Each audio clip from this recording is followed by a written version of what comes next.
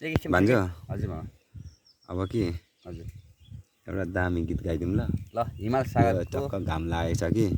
यो रुखेर यत्रो यो छहारीको फेदमा होइन यस्तो छहारी छ यो छहारीको फेदमा टक्कै ढलान गरिएको छ अनि यहाँ टक्क आनन्दको ठाउँ छ कि एकदम एउटा दामी खालको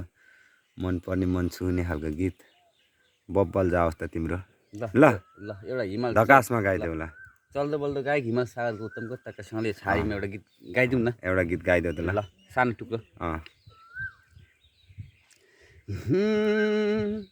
फुल झै ओइली झर्छु होला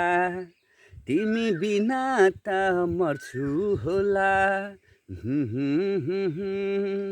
फुल झै ओइली झर्छु होला तिमी बिना त मर्छु होला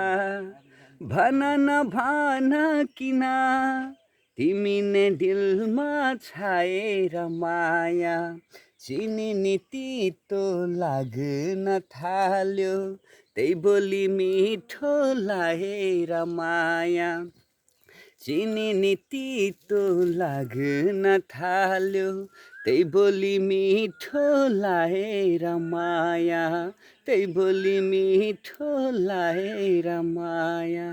बबाल दामी भन्छ एकदम दामी होइन एकदम दामी छ अब एउटा उयो एउटा क्यारिकेचर हान्नु न कसको हान्दिन्छौ पुण्य गौतम हान्नु ल पुण्य गौतमको एउटा खतरा हान्देऊ त सबजना सबैजना नमस्ते म पुण्य गौतमको भाइ सूर्य गौतम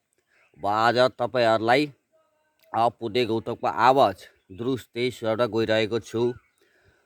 कुरो के हो भन्दाखेरि वसन्त ऋतु लाग्यो चैत वैशाखको समयमा छ यो समयमा बिरुवाले पालुवा फेर्दैछ नागेका बोट बिरुवाहरूमा नयाँ किसिमको नयाँपन छाउँदैछ त्यसले गर्दाखेरि यो वसन्त ऋतुमा वसन्त जस्तै तपाईँको जीवन रङ्गियोस् शुभ होस् राम्रो होस् भन्ने अपेक्षाका साथ म यो आवाज यति नै सुनाउन चाहन्छु हस्त नमस्ते यसैलाई सेरेको भोलिमा भन्दैौ त ल सेरेको आवाज ल ओ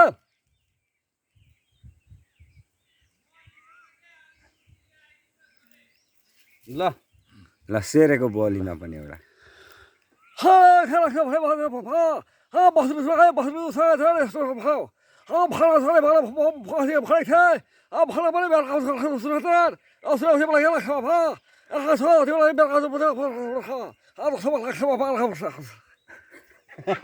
ल बब्बाल छ बब्बाल एकदम बब्बाल भन्छ बब्बाल दामी छ ल